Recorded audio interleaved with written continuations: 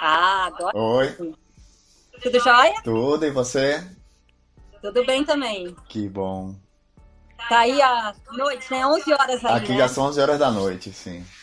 Já Caramba. tá Bom, obrigada tarde. aí por ter aceitado o nosso convite. Nada, nada. Aqui a gente, Gente, o tá espanhol ele tem bom? um costume de dormir mais, acordar mais tarde e dormir mais tarde também, né? Então, Mesmo nessa loucura que tá, que a mesmo gente na não sabe nem que loucura. dia que é, É, né? Tá verdade. bom o som, gente? Vocês estão ouvindo bem? Tá meio com eco, não sei se é pra mim. Você tá ouvindo legal, Tô Ricardo? te ouvindo perfeito. Beleza. Então vamos lá. Bom, gente, obrigada aí pra quem tá entrando. Hoje o nosso convidado é diretamente da Espanha. Ricardo, você mora onde agora? Em Madrid? Eu moro em Madrid mesmo. Madrid Isso, mesmo. Legal, legal. Bom, a gente vai conversar um pouquinho sobre a situação aí também. claro. E, Ricardo, eu estava vendo hoje o documentário das aventuras, né, aí, tudo que você foi atrás. Que loucura! É, Aliás, sua esposa que eu vi que tá aqui também tá de parabéns, viu? Porque, olha, é. Ela que brincadeira, é né? a. Quantas emoções! É, eu falo que ela é mais louca do que eu. Eu também acho, viu? É verdade. Tem Mas gente graças a falando Deus que eu tá tenho com ela sempre me retorno. apoiando, sempre ao meu lado. Isso é É, importante, né? isso é muito legal. Ricardo, vê se é o seu. Tenta baixar um pouquinho o volume. Vou baixar aqui um pouquinho. Vamos ver se é o seu que tá, porque o meu E eu agora? abaixei quase tudo já. Tá Vamos ver melhor se agora? melhorou. Ou continua com eco? Vamos ver o que o pessoal fala. Porque eu tô ouvindo um retorno mesmo. Ah, entendi. Mas tudo bem, vamos lá. Abaixa o volume, pode ser que Ó, tá seja. todo mundo pedindo aí pra. É. Com muito retorno. Tá todo mundo falando que tá muito. E o meu tá bem baixo aqui. O meu tá bem baixinho agora. Eu botei, tá Capaz que como dois seja. pontos só de volume. Pode ser que seja conexão mesmo. Mas continua Eu ainda já alto? baixei bem também. Não, pra mim tá bem baixo aqui, mas vamos ver. Se o pessoal estiver entendendo bem, acho que eu baixei bastante. Tá. Então vamos lá. Bom, gente, de novo, boa noite. Nós estamos aqui com o Ricardo. Primeiro, deixa eu me apresentar. Eu sou a Ana. Eu sou diretora da Palestrarte, que é um banco de palestrantes. A gente tem como trabalho, né, achar o palestrante ideal para cada tipo de evento que as empresas realizam. Com essa crise aí do coronavírus, nosso trabalho mudou completamente, porque a gente trabalhava com junção de pessoas, né? O evento sempre foi aglomeração, tá todo mundo junto, festa. E com o corona, a gente teve que repensar tudo. Então, hoje a gente já está com uma área só do online, trabalhando com online. Gente, o Ricardo é um dos palestrantes que trabalha com a gente. E vocês vão ver hoje, ao longo da conversa, que ele tem muita coisa para contar, muita história, muita experiência bem legal. Ricardo, você quer começar contando um pouquinho da tua história? Porque eu acho que vai ser bem legal o pessoal conhecer um pouco toda a tua trajetória aí, o que levou você a estar na Espanha também, esses teus projetos aí, que eu vi que você acabou de bater um recorde, né?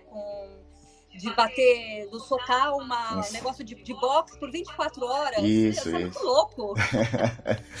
Na- Mas tudo tem um Tudo porquê, tem um né? Isso que eu acho porquê. legal. Exato. Então, tudo começa, na verdade, quando em 2009 eu me encontrava num leito de UTI, sendo ligado a aparelhos, a máquinas, com 32 anos e sem saber se eu ia viver ou eu ia morrer, né? Eu tinha acabado de sofrer 3 AVCs, né, isquêmicos, e todo esse impacto na minha vida me gerou diversas questões, diversos questionamentos, né? Quem sou eu? O que é que eu fiz da minha vida? Porque a verdade é que quando a gente passa por esses momentos de quase morte, tá? Às vezes parece clichê, né? As pessoas falando assim, porque eu mudei minha vida depois que eu passei por uma experiência traumática. É porque, na verdade, você tira as máscaras, né? Todos nós colocamos máscaras com o decorrer de nossas vidas, né? Para nos proteger mesmo das pessoas, da sociedade. A gente vai criando personagens, né? E quando a gente se depara com um problema como esse, né, de quase morte ou de um trauma muito grande, que às vezes nem muito com a gente, pode ser com a pessoa que a gente ama, com a pessoa mais próxima da a gente se faz alguns questionamentos, né? E eu me fiz esses questionamentos, né? O que é que eu fiz da minha vida até hoje? Qual o meu Ricardo, propósito de vida? Conta um pouquinho o antes, o que você teve, porque acho que muita gente não sabe da história. Vamos lá, vamos lá. Aí a gente fala assim, qual é o meu propósito de vida, né? O que é que eu vim fazer nesse mundo? E aí a gente volta um pouquinho lá na história, né? E a gente vê uma criança sonhadora, né? Uma criança que vai em busca dos seus sonhos. Eu tive o sonho de jogar futebol, né? Quando eu era criança, eu queria muito jogar futebol. E naquela época o futebol não dava dinheiro, né? Então, imagine as brigas que eu não tinha com minha mãe, com meus pais, para dizer a eles que eu queria jogar futebol. E eu fui atrás dos meus sonhos, graças a Deus eu consegui. Eu com 11 anos de idade, eu pegava 9 ônibus para ir jogar futebol, atrás dos meus sonhos. E passei dos 11 aos 18 anos nessa fase do futebol, né, tal. Mas eu não cresci. E aí existe uma grande diferença entre persistência e insistência, né? Porque eu era goleiro, e goleiro com 1,74 m não tem Não era. lugar, né? Não tem como. E aí eu vi que a coisa não ia pra frente, e na época eu já lutava, fazia artes marciais, né? Eu gostava, porque no colégio eu sofria muito bullying. Eu tinha um amigo meu no colégio, um amigo meu que depois se tornou amigo meu, né? Que era um rapaz que me via e me batia. Me via e me batia Depois do ele nada. ficou seu amigo? Me ficou meu amigo depois, né? Aí Legal. acabou que eu vi aquele filme de Rock 4 com Sylvester Stallone.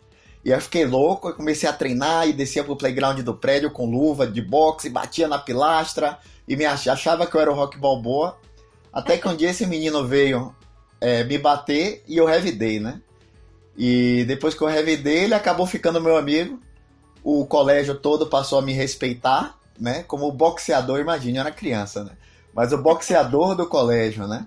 E aquilo aumentou muito minha autoestima, eu levei as artes marciais a fundo, né? Fui campeão aí baiano várias vezes de kickboxing, campeão de jiu-jitsu, fui campeão brasileiro várias vezes, campeão sul-americano de kickboxing, né? Só que tinha uma coisa engraçada que quando eu lutava, eu cansava muito rápido, né?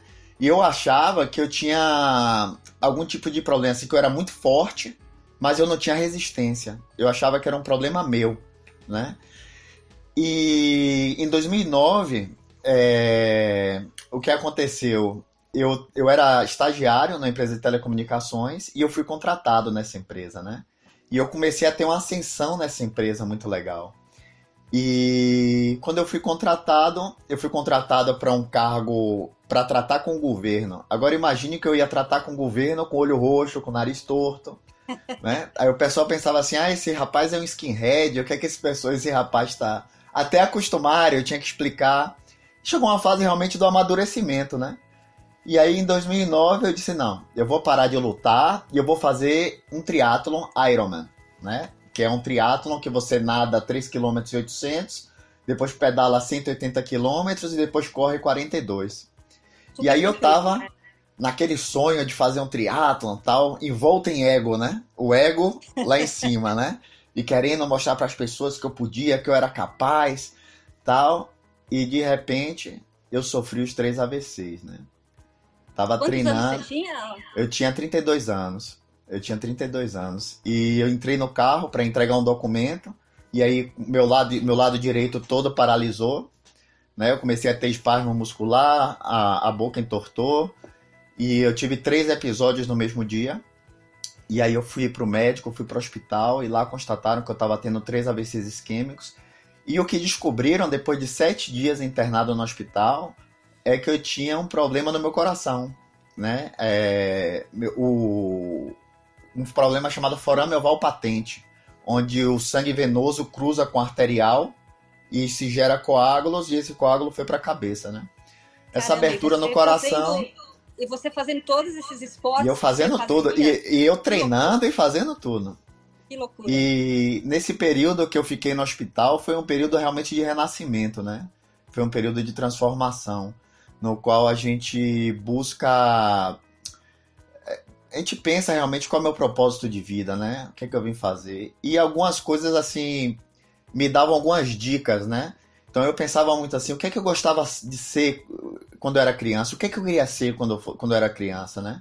quando a gente é criança, a gente tem muito desbloqueado, né? A gente ainda não sofreu a influência da sociedade, dizendo, essa profissão não é pra você, você não nasceu pra isso, tal, né? E aí eu descobri que eu queria ser um super-herói quando eu era criança, né? Mas Algum na verdade, assim... específico, não? Oi? Algum Não, nenhum específico? específico, cada um tem sua qualidade, né? Então eu queria ser um super-herói. E... Mas a questão é, não é ser um super-herói, é o que faz o super-herói. É essa pergunta que a gente tem que se fazer, né? Então, tipo assim, eu queria ser bombeiro, exemplo. Uma pessoa quer ser bombeiro. A profissão de bombeiro é uma profissão muito linda, é uma profissão muito bonita. Mas não significa, não significa que você tenha que ser bombeiro. Você tem que se perguntar, o que fazem os bombeiros? Ajudam pessoas, salvam vidas, não é isso? E quais são as outras profissões que fazem o mesmo? Né? Um médico, um enfermeiro, né? Então, eu comecei a me perguntar muito isso, né? A outra coisa que eu me perguntava era, se dinheiro não fosse problema para mim, o que eu faria de minha vida? A que eu me dedicaria a fazer, né? E aí veio justamente assim, eu queria fazer o bem para as pessoas, eu queria ajudar as pessoas, né? E aí veio a terceira e última pergunta, o que é que eu faço bem? O que é que eu sei fazer? O que é que eu gosto de fazer? E aí veio o esporte, né? Então uniu tudo, né? Querer ajudar as pessoas através do esporte. E aí eu descobri o meu propósito de vida, né? Então durante toda essa fase, na verdade, eu ficava pedindo a Deus uma segunda oportunidade, né? Que eu pudesse sobreviver a todo aquele processo. E eu falei com Deus que se eu tivesse uma segunda oportunidade de viver, se Ele me desse a segunda oportunidade, eu ia trabalhar justamente em cima do meu propósito de vida, né? E foi aí que justamente eu fui me recuperando, foi bem complicada a recuperação, eu engordei, né? Descobri a obesidade pela primeira vez em minha vida, né? Eu pesava 74 quilos, fui para quase 100 quilos. Nossa, Né? e pra você que sempre praticou esporte, deve ter sido bem complicado, né? Eu hoje, quando eu paro agora mesmo que eu tô em quarentena, eu paro de fazer esporte, eu engordo assim, 3, 4 quilos em um mês, né? Porque o corpo ele tá acostumado a absorver tudo. E para voltar ao esporte depois foi muito complicado também, né? A gente passou por um período, não vou dizer depressão, mas quase depressivo, né? De você querer treinar, mas ao mesmo tempo o sofá chamar, né? Não querer sair, trazer a gente para uma zona de conforto. Aí eu fui tendo algumas descobertas nesse processo, né? Então eu descobri que a nossa mente, ela necessita de uma rotina, né? Então, por que é tão difícil a gente começar um projeto novo? Por que é tão difícil a gente dar esse primeiro passo? Porque a nossa mente, ela tá acostumada com a rotina, e essa rotina pode ser até uma rotina do medo, né? Uma rotina de não se arriscar.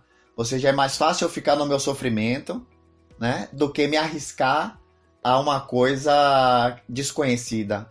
Muitas vezes se arriscar à felicidade. Você está tão acostumado a sofrer que você abraça o medo, abraça a tristeza, porque você conhece isso.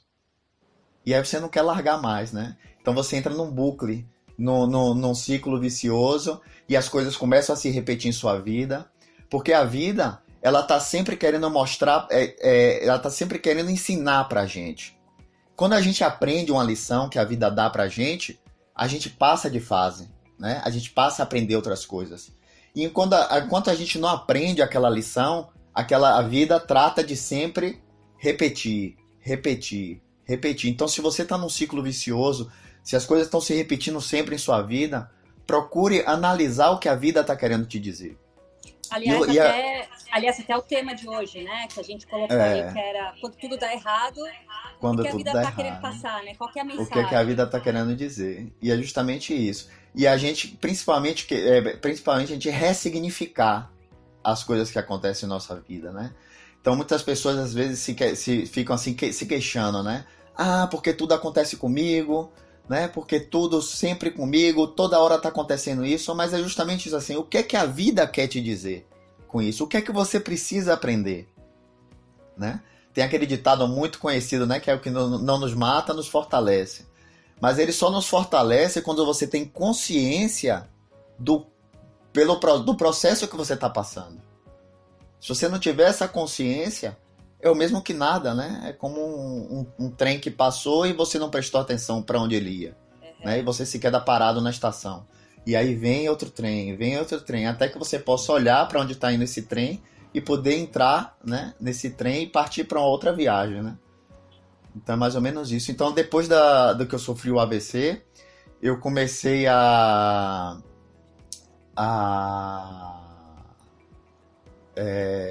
tá dizendo que o microfone parece que tá meio ruim, pois né? é, Não sei. tá tendo eco, o meu tá dando eco, mas eu já fiz de tudo aqui e não sei o que tá acontecendo, realmente tá bem ruim. Eu já baixei, já mudei. Não, mas... Alguma coisa da conexão mesmo.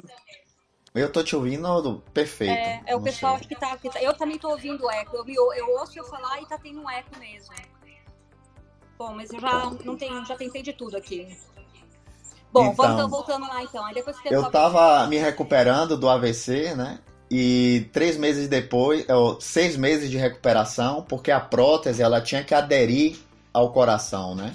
Ela tem que criar uma fibrose. Aí depois que ela criou essa fibrose, foram 6 meses até ela criar essa fibrose, e o médico me liberou. Ele me disse assim, Ricardo, vida nova, pode fazer o que você quiser. Aí eu disse assim, eu quero fazer um Ironman. Minha esposa quase morre do coração, minha mãe quase cai da cadeira.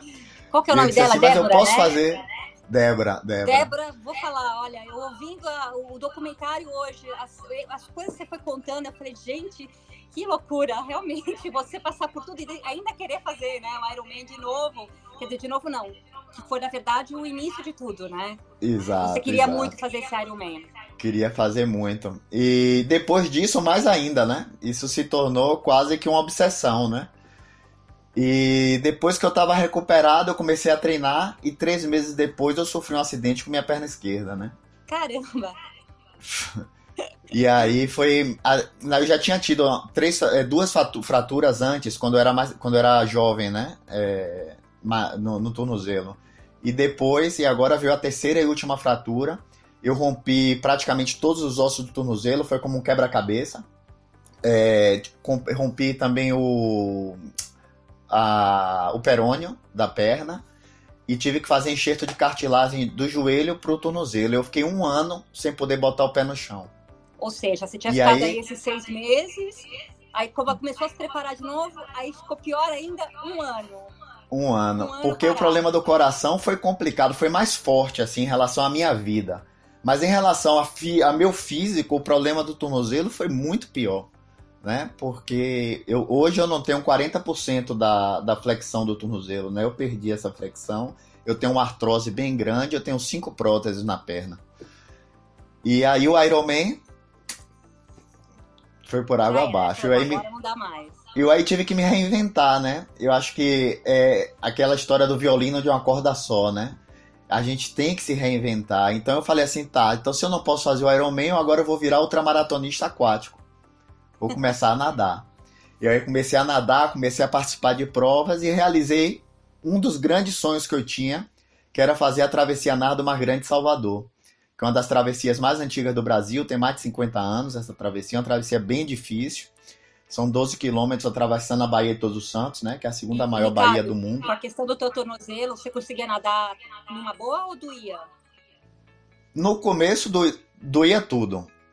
Tanto que eu nadei muito com aquela pranchinha na perna, né, o pull boy.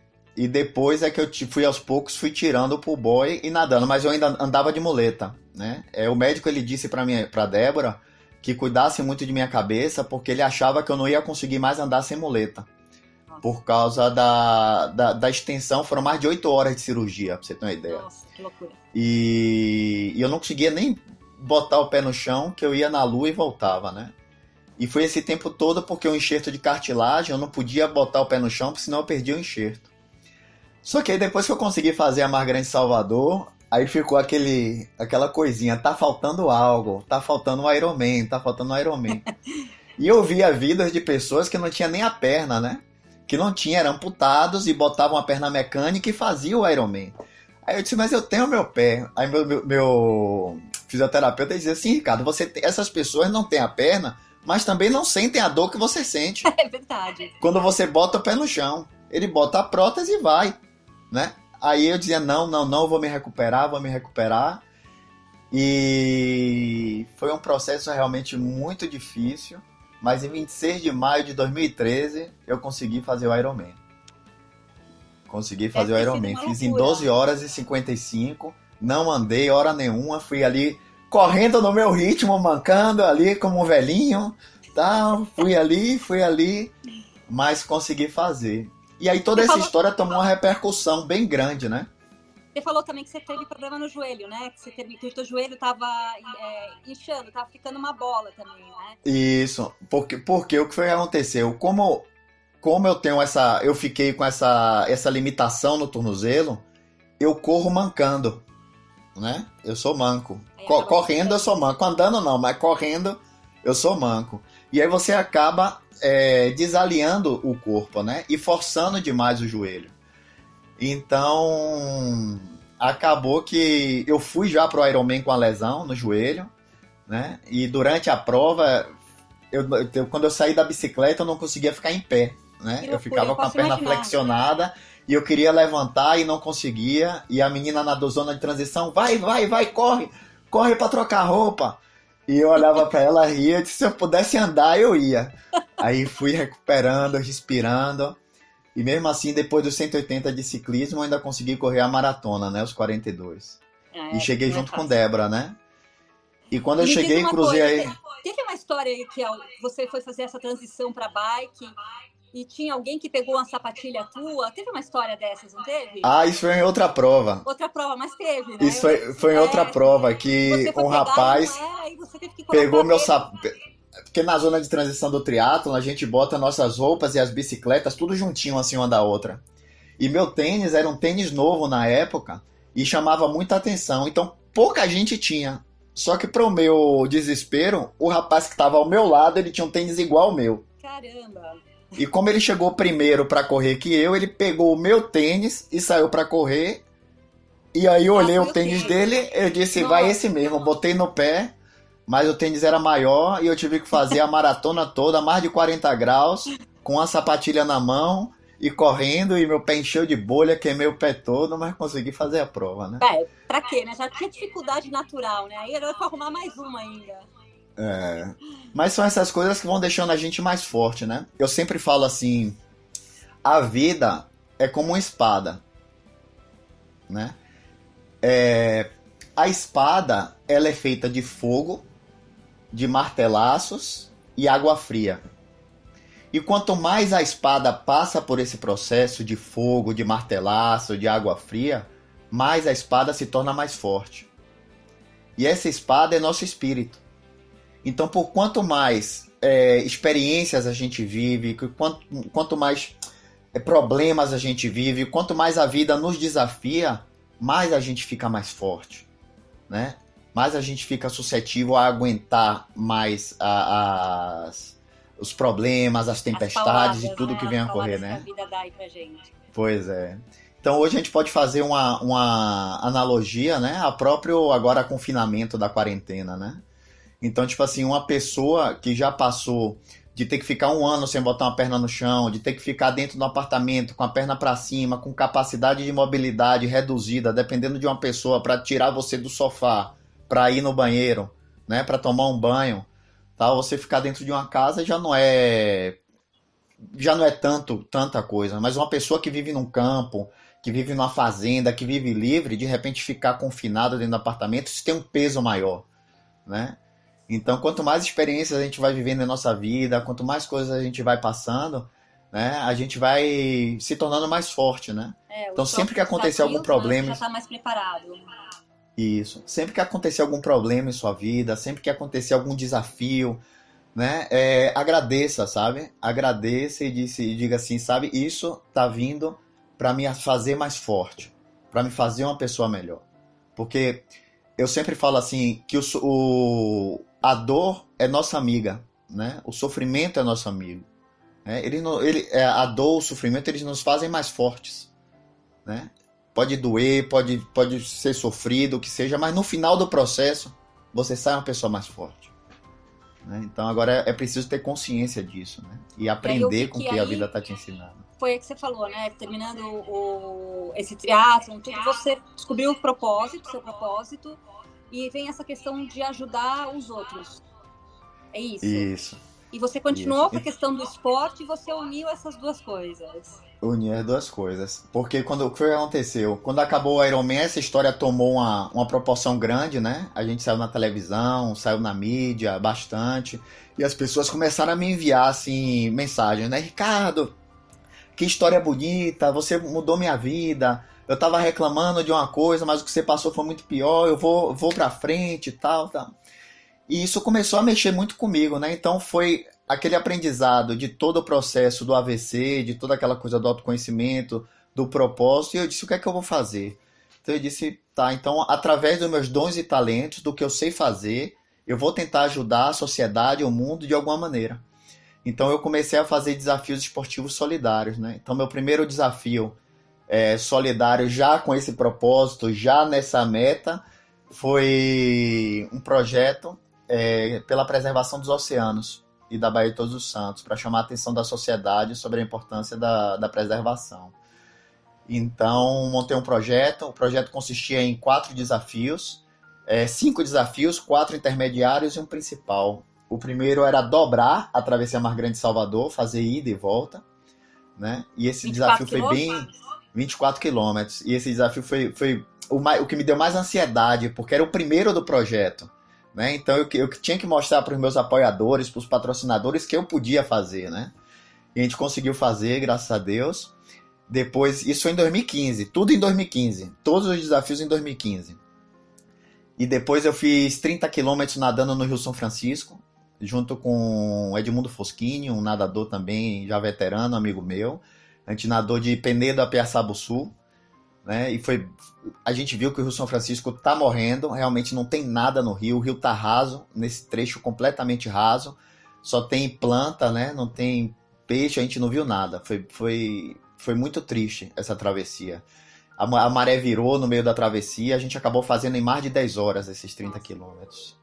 O terceiro desafio foi nadar 24 horas em uma piscina, né?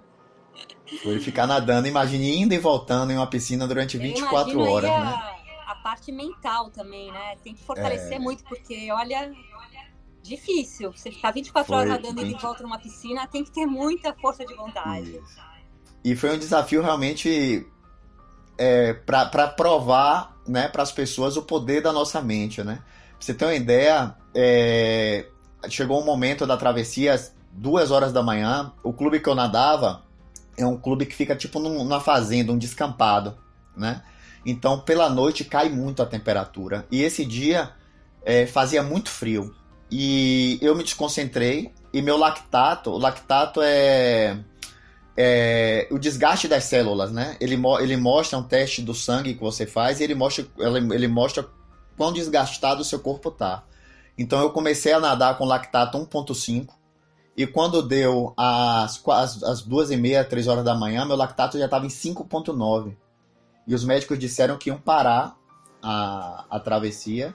A travessia não, a prova de natação, porque já não dava mais. Eu já tinha chegado no nível mais alto possível.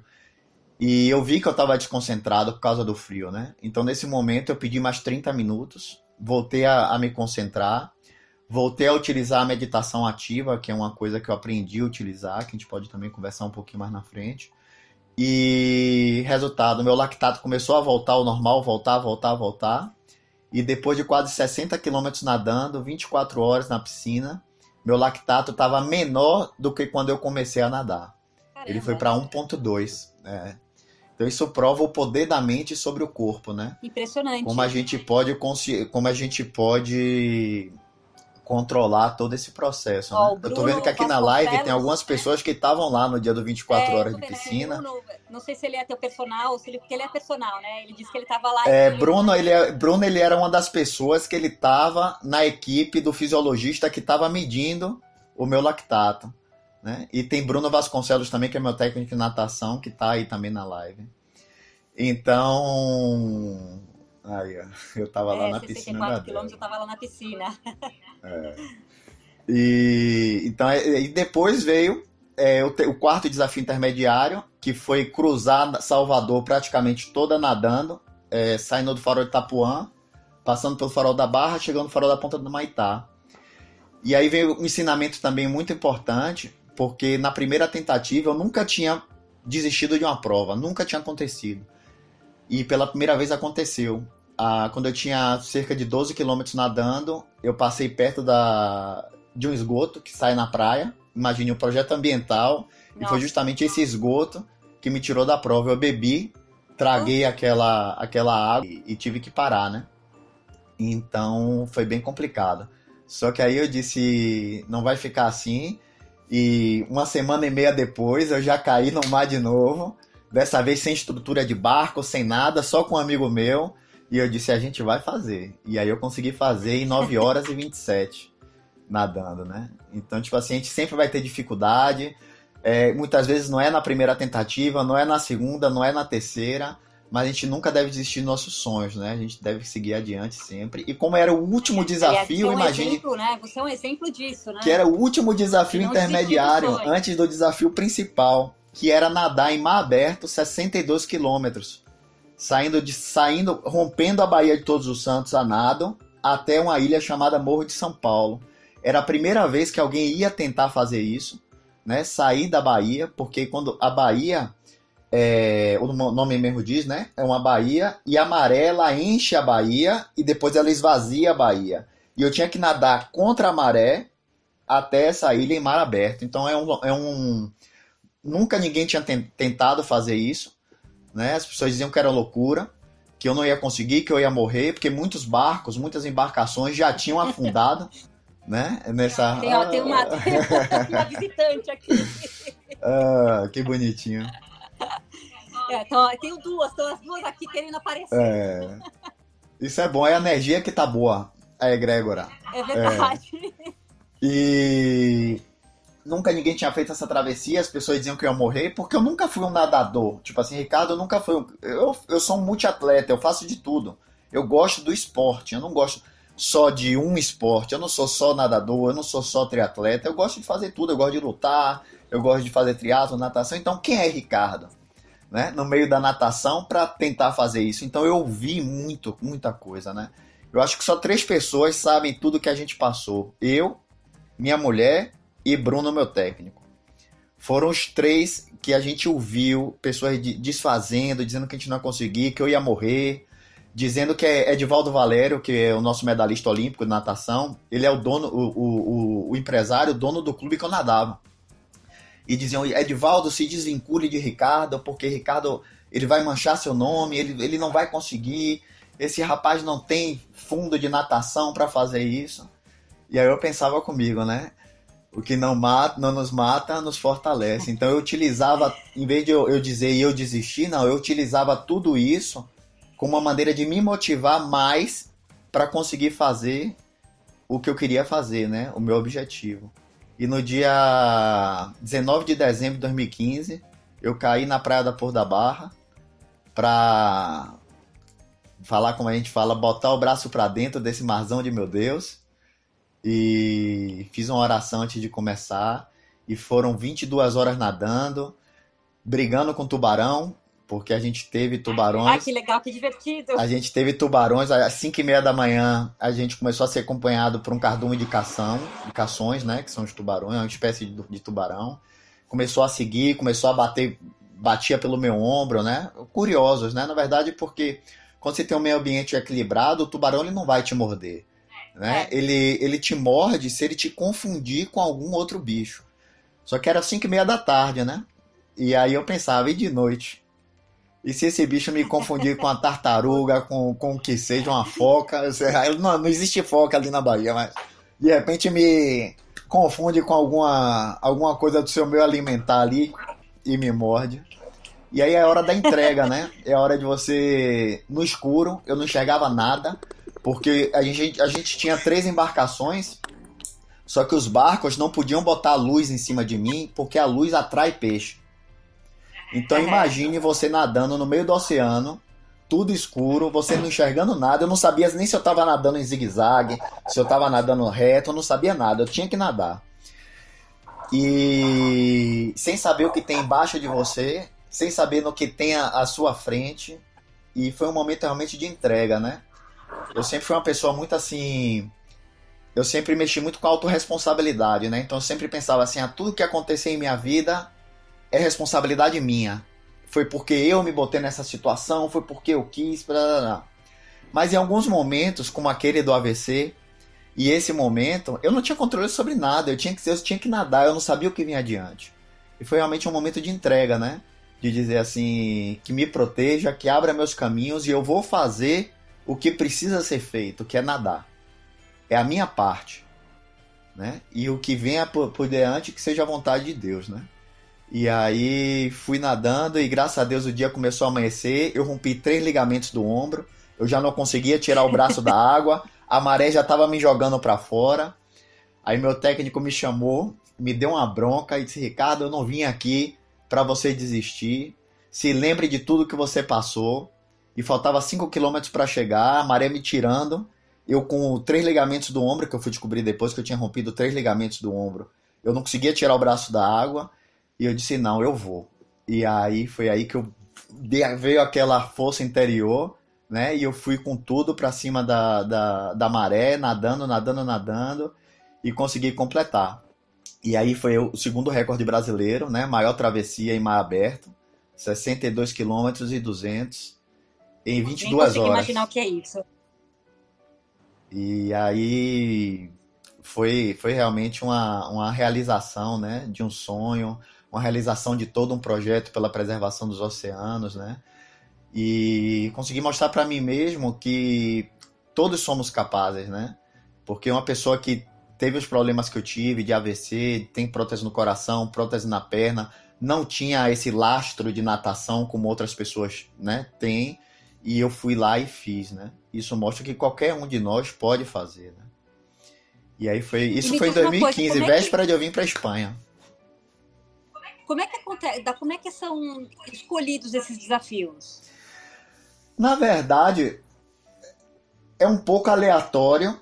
Eu vou muito por feeling, né? Exemplo assim, esse da natação foi porque eu vinha de um processo do triatlo muito forte, meus joelhos estavam destruídos, meu tornozelo doía muito, e eu pensei assim comigo: qual é o esporte que menos me machuca? É a natação. Que menos me causa lesão é a natação. Então eu fui para esse desafio de natação por causa disso, sabe? Então eu vou jogando um pouco assim, para também dar um descanso no meu corpo, entendeu? Porque se eu ficar só correndo, eu sobrecargo muito. Por causa das lesões, eu acabo sobrecarregando muito, né? E essa tua mudança aí para Espanha? Pois é, veio a crise no Brasil logo depois, né? Na época a gente pensava que essa travessia ia dar um boom, né? Em termos de minha carreira, que eu ia poder me dedicar a isso e tal. Só que o que aconteceu foi que eu fui demitido da empresa de telecomunicações que eu trabalhava. Eu já estava lá há 12 anos trabalhando e veio a grande crise. Minha empresa ela foi comprada por uma empresa portuguesa, então houve uma fusão na época, que depois não se concretizou, mas na época teve essa fusão. O meu setor também existia nessa empresa de Portugal, então eles fizeram contenção de despesa, demitiram o Brasil inteiro no setor que eu trabalhava e não podia ser recontratado. Então eu comecei a buscar outro emprego na mesma área, só que aqui na Bahia, impossível, não tinha o mesmo setor, geralmente era em Brasília ou era no Rio de Janeiro, na sede da empresa. A situação estava bem complicada e eu e minha esposa, nós temos a cidadania italiana, né? Então a gente tem a cidadania europeia. E a gente tinha uma amiga que ficava sempre dizendo: não, venha para Madrid, venha para Madrid, venha para Madrid. Vocês ficam no início em minha casa até vocês conseguirem emprego, regularizar os papéis, tudo. Aí minha esposa também já não estava tão bem no trabalho, a gente olhou um para o outro e a gente disse: e aí? Vamos recomeçar tudo do zero. E eu acho que foi o grande desafio de minha vida, sabe? Recomeçar tudo do zero. A gente fala do zero, mas não é do zero, porque toda a nossa bagagem, tudo que a gente acumula na vida, a gente leva com a gente. Mas do zero que a gente fala assim em relação a contatos, network, amigos, a gente perde tudo, né? As pessoas não sabem quem é Ricardo, né? Se você vai no Brasil, em Salvador, as pessoas... Eu tenho o meu grupo de amizades, eu tenho né, os grupos que eu fiz parte, as pessoas me conhecem. E ali que eu não conhecia ninguém, nem ela. Nem falar o espanhol a gente falava. E a gente resolveu vir em 1º de abril de 2016. Não foi brincadeira, né? Foi 1º de abril. Mas no dia 1º de abril de 2016 a gente desembarcou aqui na Espanha, cheio de coragem, cheio de sonhos e dispostos realmente a começar tudo de novo, né? E aí eu falei Vocês estão aí há já quanto tempo? Oi? A gente fez 4 anos Vocês agora estão há aqui. quantos anos já? 4 anos. E quando eu vim pra cá, eu falei com minha esposa, eu disse, olha, se eu vou morar fora do Brasil, eu vou trabalhar com o que eu gosto. Vou ganhar menos, vou diminuir um pouquinho minha qualidade de vida, pode até ser, mas eu vou trabalhar com o que eu gosto, sabe? E aí aqui eu já tinha minha eu sou formado em administração de empresas, em educação física também. E aqui eu disse, vou focar em educação física. E hoje eu trabalho aqui, né? Eu tenho um grupo, eu criei um método meu, né, de treinamento. Então eu tenho um grupo que eu treino dentro de um ginásio, de um clube aqui, que eu trabalho para esse clube também, eu presto serviço para esse clube, e tenho meus próprios alunos, né? Então aqui agora eu comecei a trabalhar com isso e faço palestras aqui, também estou tocando isso, mas para chegar a isso foi complicado, viu? Eu trabalhei... E o espanhol já tá 200%. Agora já me viram, né? Aqui, para você ter uma ideia, aqui meu primeiro emprego foi como comercial da Vodafone, né? De uma empresa de telecomunicações. Mas era um comercial porta a porta, eu tinha que bater 700 portas por dia para tentar vender fibra ótica, sem falar espanhol. Nossa. Não me pergunte como eu passei na entrevista, eu só ficava assim com a cabeça, entendeu? Eu digo, sim. E foi com isso. Depois, fiquei pouco tempo, claro, não conseguia bater as metas, porque eu não sabia falar espanhol. Aí fui trabalhar numa central do Corte Inglês, que é uma grande rede de lojas aqui, né? Bem lá. E aí fui trabalhar na central, para falar com português, quando chegou lá não era para português, era para espanhol. Aí quando a mulher descobriu que eu passava as mensagens para gestão de cliente, ela veio me perguntar, eu digo, mas você me contrataram para falar português e só me passam chamada em espanhol, não dá, né? Aí acabou que eu também saí dali. Aí fui trabalhar com futebol, fui trabalhar como treinador de goleiro na Fundação Marseille, que é uma empresa, uma fundação que faz tecnificação das pessoas do Barcelona, Real Madrid, tal. Então eles fazem essa tecnificação nas férias, esses jogadores eles vêm, então trabalhei uma parte com eles. Fui trabalhar com salva-vidas, trabalhei de salva-vidas, fiz curso de salva-vidas aqui, né, para trabalhar de salva-vidas. E tudo aí já indo aprendendo espanhol, né? E aprendendo espanhol, e me virando. Aí até que eu consegui um emprego numa academia, né, de ginástica. E aí foi que a coisa começou realmente a encaminhar para o que hoje eu tenho, né? Então eu consegui fazer montei minha metodologia, né, de ensino, minha metodologia que eu chamo de Misogi, que Misogi é um conto japonês, resumindo muito rápido, onde um deus era o deus mais poderoso do universo. E a esposa dele era terrível. E a esposa dele foi sugada pro inferno. Né? É um conto, né? Não tem nada com religião, viu, gente? É um conto. E ela foi sugada pro inferno. E nunca ninguém tinha ido pro inferno e voltado. E aí esse Deus disse, eu vou baixar pro inferno e eu vou resgatar minha mulher. E os conselheiros disseram, não, você não pode ir, porque nunca ninguém foi. Ele aí foi pro inferno, né? E ele passou milhares de anos baixando pro inferno. E esse processo foi muito doloroso, ele sofreu muito, ele passou mais milhares de anos procurando a mulher dele, não achou e resolveu voltar. E a volta foi pior do que a ida. Então ele foi para tentar se purificar, para tentar melhorar, e foi. Como ele era muito forte, ele conseguiu voltar para o céu. E aí foi aquela alegria, né, no céu. Né, como é que você conseguiu voltar? E esse Deus se tornou o Deus mais poderoso que já existiu em qualquer tempo, porque ele viveu o inferno. Né? Ele conseguiu vencer todos os seus medos, todos os seus obstáculos, todas as suas crenças limitantes, né? Tudo que ele achava que não podia, ele foi lá e venceu. Então, essa Interessante. metodologia que eu faço é mais ou menos isso. Então, tipo assim, uma pessoa que não sabe nadar, agora mesmo, recentemente, eu tive uma aluna minha que a gente fez isso. Ela tinha uma crença limitante porque ela tinha uma casa de praia e sempre que ela ia para casa de praia, ela tinha problemas sérios de ansiedade. Por quê? Ela, quando era pequena, o irmão dela empurrou ela na piscina, ela quase se afoga. E quando ela ia para casa de praia, os filhos queriam ir para o mar e ela ficava ansiosa, achando que os filhos podiam morrer e ela não ia poder salvar. Ela não ia poder. Então, foi um processo psicológico que eu tratei junto com ela, né? Eu também sou psicoterapeuta, então eu uni a parte física, a parte psicossomática, e a gente fui tratando ela, e faz 1 ano e meio ela fez a primeira travessia dela no mar, nadando, participou da primeira prova, e Nossa, mudou que completamente a vida vencer dela. mesmo, né? Exato, então o trabalho que eu faço é mais ou menos isso, né? Unindo o físico ao espiritual através de a gente conseguir vencer as crenças limitantes das pessoas, né? E como é que estão as questões aí na Espanha? Como é que tá essa questão do coronavírus aí? Ó, aqui tá brabo, viu? Aqui tá brabo. Eu não sei se é por causa do clima aqui da Europa, que aqui é muito frio e o vírus ele se propaga mais rápido, né? Mas só aqui na Europa, eu peguei até alguns dados aqui para vocês, já foram 790 mil mortos na Europa. Nossa. Né? Aqui na Espanha, 157 mil casos e 15.843 falecidos. São dados de hoje. Né? Isso na Europa? Não, só aqui na Espanha. 15 mil Só falecidos. 15.843 falecidos. Né? Então a coisa aqui tá bem braba. E como é que tá, assim, o isolamento? As pessoas estão ficando nas casas mesmo? Porque aqui tá bem loucura, né? A pessoa tá saindo, passeando. Aqui tá todo mundo em casa. Aqui, se você estiver na rua, você toma uma multa. No mínimo, a multa mínima é de 2.000 euros.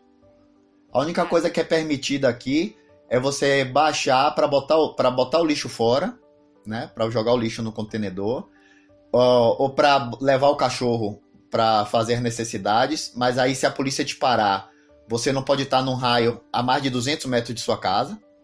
Eles verificam isso. E farmácia e supermercado. E mesmo assim não pode ir 2 pessoas. Tipo assim, se eu tiver eu e Débora, só pode ir ou eu ou Débora. Os 2 juntos não podem. Né? Aqui a coisa foi bem, bem séria. E eu moro aqui ao lado do Hospital La Paz, que é um dos maiores hospitais, é o maior hospital da Espanha. E infelizmente a gente daqui da janela de casa pode ver os camburões levando os caixões, né? Daqui de dentro do hospital. A coisa tá feia, tá bem feia, mas vamos torcer aí que vai melhorando. Agora começou a melhorar a curva, né? Começou a estabilizar. E eu acho que vai melhorar. É isso aí que uma pessoa acabou de colocar aqui, né? Dizendo que no Brasil é diferente, porque essa pessoa pode morrer, né? É uma faca de 2 gumes, né? Acho que a gente não tá aqui para falar de política, não tá aqui para falar disso, mas é uma faca de 2 gumes, porque no Brasil, aqui na Europa mesmo, agora liberaram não sei quantos bilhões a União Europeia liberou não sei quantos bilhões de euros para ajudar as empresas, para ajudar tudo, né? E no Brasil vai pegar ajuda de quem? Quantas pessoas vivem no Brasil? Aqui na Europa as pessoas ainda têm um hábito de economizar. Então, tipo assim, se passa uma coisa dessa, a pessoa tem reserva de 2, 3 meses. E no Brasil, que as pessoas vivem do ganha-pão do dia. Não Ou sobra, seja, não sobra eu trabalho, eu ganho. O que é que essas pessoas vão fazer, entendeu? Então, acho que o governo está muito preocupado com isso também. Mas é uma faca de 2 gumes, né? A gente não sabe como é que isso vai evoluir aí. É uma situação complicada. E julgar, eu acho que não é o momento de a gente estar julgando nada. É o momento de a gente ver como a situação está desenvolvendo. Pelo que eu estou vendo, o vírus não vai durar tanto tempo assim no Brasil, porque em países, exemplo, a Inglaterra, ela começou os casos dela de coronavírus muito antes do Brasil. E lá já está muito depois do Brasil, desculpa. Depois do Brasil é que começou os casos fortes lá na Inglaterra. E lá já está tomando tudo, Inglaterra, França, enquanto no Brasil, que é um país enorme, ainda não tem proporcionalmente o mesmo nível de afetados, né, daqui da Europa, né? Eu acho que é pelo frio. Eu vi agora também falar que os países que tomam aquela vacina BCG tem muito menos afetados do que os países que não tomaram aquela vacina, né? Então, enfim, rezar a Deus e torcer que os nossos governantes investam mais em pesquisa, investam mais, né, e não deixem dinheiro só para futebol, só para essas coisas, que investam realmente nessas coisas, na pesquisa, que é muito necessário, né? Verdade. Bom, Ricardo, obrigada. Foi super jóia, adorei o bate-papo. Espero que o pessoal tenha aí tirado boas lições de tudo que você viveu. Parabéns aí pelos teus projetos. Continue fazendo bastante coisa. Débora, boa sorte aí também, você. Tá aqui, ela tá Obrigada, aqui do meu lado. Boa noite quase aí para vocês, né? Boa noite, vamos descansar e valeu mesmo. Boa noite, muito obrigado a você, Ana, pelo espaço, a todo mundo que participou aí. E a gente vai se falando e vamos nos vendo. Vamos ver se a gente vai pro Brasil fazer uma palestra. Combinado. Tchau, gente. Boa noite. Obrigada.